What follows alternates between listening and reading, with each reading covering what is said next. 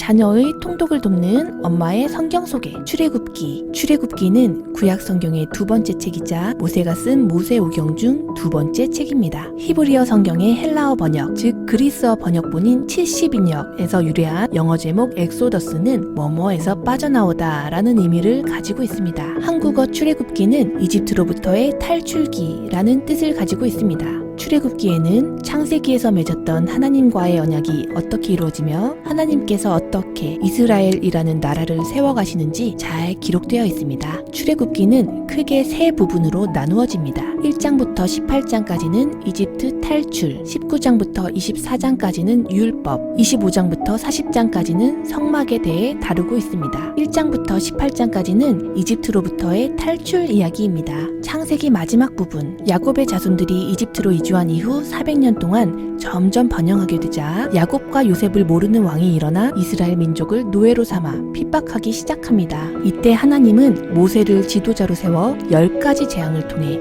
이집트를 징벌하십니다.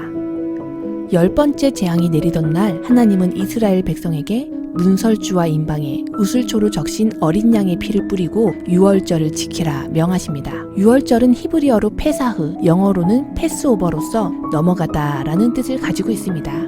이 유월절 어린 양의 피로 인해 재앙이 이스라엘을 피하여 가고 이스라엘은 이집트에서 나오게 됩니다. 출애굽기 12장 11절에서 13절, 이것이 여호와의 유월절이니라. 내가 그 밤에 애굽 땅에 두루 다니며 사람이나 짐승을 막론하고 애굽 땅에 있는 모든 처음 난 것을 다 치고 애굽의 모든 신을 내가 심판하리라. 나는 여호와라.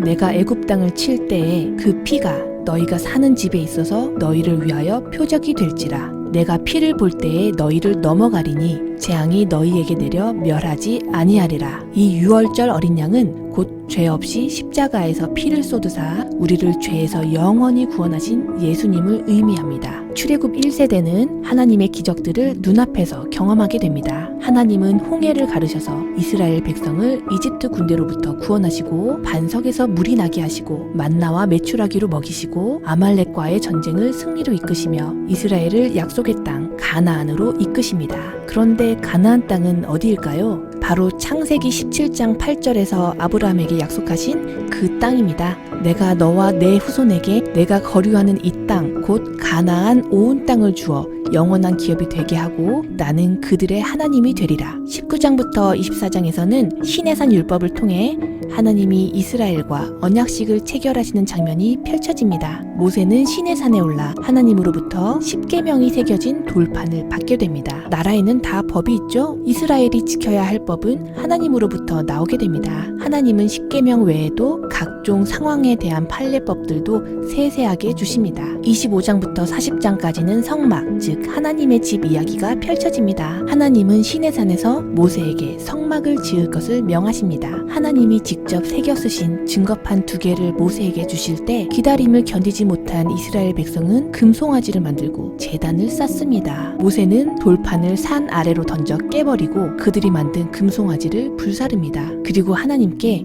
그들의 죄를 사해 주실 것을 간구하며 그렇지 않으면 자신의 이름을 하나님의 책에서 지워주실 것을 구합니다. 하나님은 백성을 치신 후 다시 언약을 맺으시고 새 증거판을 주십니다. 하나님은 가나안 땅의 우상을 섬기는 족속들을 쫓으실 것을 약속하시며 절대 그들과 언약을 맺지 말 것, 절대 그들과 혼인하지 말 것, 절대 다른 신에게 절하지 말 것, 절대 우상을 만들지 말 것 등등을 명하십니다.